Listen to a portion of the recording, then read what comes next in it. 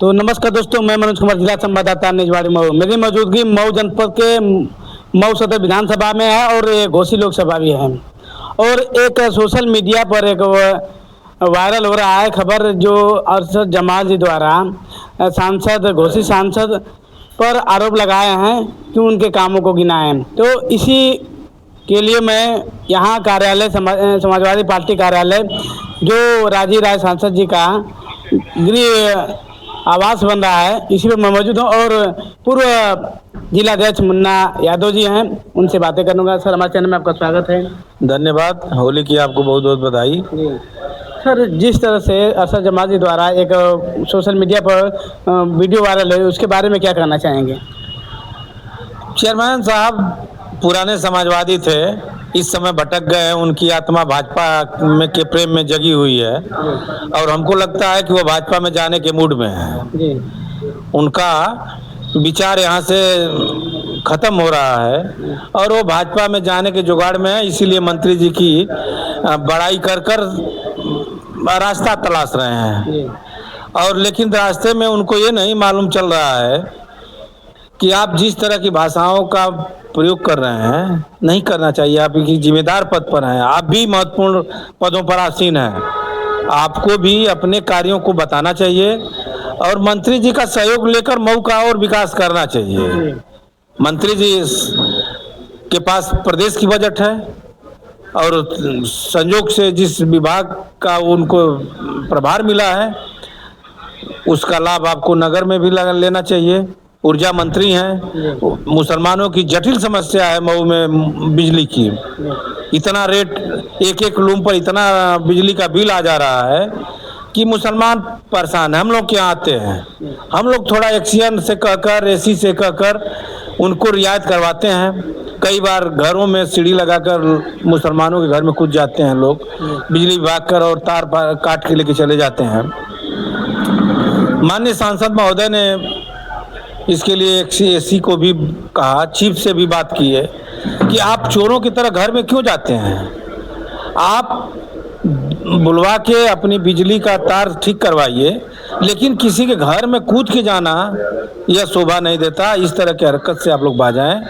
तो मैं तो चेयरमैन साहब से यही कहना चाहूँगा कि दूसरे की आलोचना करने से पहले अपने तरफ देखें और मऊ का विकास करें। जिस मुसलमानों का वोट लेकर वह चेयरमैन लंबे अंतराल से जीते हैं, उनके बारे में भी ध्यान दें कि फ्लैट रेट पर बिजली का बिल जो आज 2000, 4000, 5000 आता था, हम लोगों की जब सरकार थी तो जैसे किसानों की बिजली का रेट फिक्स है कि पासबुक से जमा होता था फ्लैट रेट पर बिजली, उसी तरह से दिया जाता था। लेकिन इस समय उसको बढ़ाकर बिजली का रेट इतना हाई कर दिया गया है कि सभी लोग त्रस्त हैं, शहर के रहने वाले। सर, सोशल मीडिया पर भरत राय जी जो बोल रहे हैं, उसका समर्थन करते हुए उन्होंने कहा कि भरत राय जी अच्छी कर रहे हैं और इससे सांसद को सोचना चाहिए। भरत लाल राही के बारे में हम नहीं बोलेंगे, कई साथी बोल दिए हैं। उनको इस तरह के बयानों से बचना चाहिए था। अगर इस तरह का बयान वो दे रहे हैं भरत लाल राही जी, तो उनको कम से कम वो वीडियो दिखा देनी चाहिए जिसमें माननीय सांसद जी ने मंत्री जी के बाप तक की बात कही है। हम लोग भी वहाँ मौजूद थे। किसी के विकास की बात उन्होंने किया, लेकिन किसी के बाप का नाम नहीं लिया, न किसी के बाप को वहाँ बखाने थे। लेकिन गलत आरोप लगाकर भरत लाल राही जी ने जो बयान दिया है यह अक्षम्य है। इस पर उनको आकर सार्वजनिक रूप से माफ़ी मांगनी चाहिए, और नहीं तो जनता उनका इसी तरह से, जिस तरह से बोल रहे हैं, उसी भाषा में जवाब देने के लिए लोग तैयार रहेंगे। सर, एक अरशद जमाल जी द्वारा एक बताया गया कि जहां सांसद जी रह रहे थे उस रोड का भी निर्माण माननीय के शर्मा जी करा रहे हैं। अब हम लोग तो जान रहे थे कि अरशद जमाल जी करा रहे हैं, चेयरमैन है नगर पालिका के और उन्हीं के द्वारा टेंडर होता है। लेकिन आज आपके माध्यम से यह पता चला है, और जो उनके कहने के अनुसार जो बात आई है सामने, वो आज आई है कि नहीं, वो नगर पालिका के कठपुतली के चेयरमैन हैं। काम वो नहीं कराते हैं, काम मंत्री जी कराते हैं। नगर पालिका का भी काम आप ही बोल रहे थे कि उनके द्वारा कराया गया है। हम लोग तो समझते थे कि इनके द्वारा कराया जा रहा है, लेकिन अगर उनके द्वारा ही कराया जा रहा है तो अभी कुछ दिन पहले उसका टेंडर हुआ था और वह काम पैचिंग का हुआ था जी, एक ओर से होता था दूसरे ओर से उखड़ता चला गया और फिर वह 6-7 महीना के अंदर में वो दूसरा टेंडर हुआ है और उस टेंडर को कराने में भी काम हुआ है। नाली का काम उस पर इतना अनियमितता हुई है कि नए का टेंडर करा के और पुराने पत्थरों को पुनः उस पर जोड़ के सजाया गया है।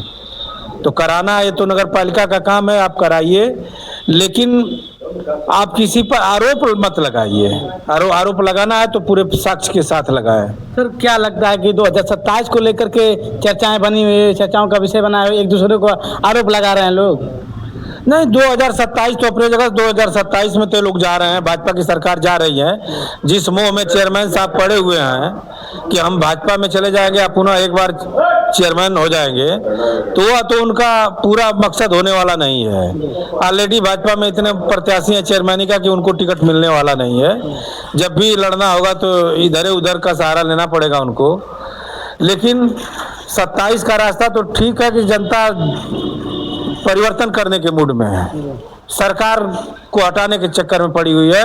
यहाँ के आम लोग परेशान है इस सरकार से और सरकार समाजवादियों की बनने जा रही है। चैनल को समय देने के लिए धन्यवाद सर। धन्यवाद आपको। तो मैं बता दूं कि मेरी मौजूदगी सदर विधानसभा में है और पूर्व जिलाध्यक्ष मुन्ना यादव जी हैं। इन्होंने असद जमात जी की बातों को खंडन करते हुए करारा जवाब दिया और इन्होंने बताया कि 2027 में भाजपा की विदाई होने जा रही है। मुन्ना प्रसाद यादव जी के द्वारा ये बयान है कि वो 2027 में भाजपा की विदाई होने जा रही है और सपा की सरकार बनने जा रही है। तो इनकी बातों से कितना सहमत है? अन्य खबरों के लिए मऊ 24 न्यूज और फेसबुक पत्रकार पर सारी खबरें पा सकते हैं। तब तक के लिए धन्यवाद।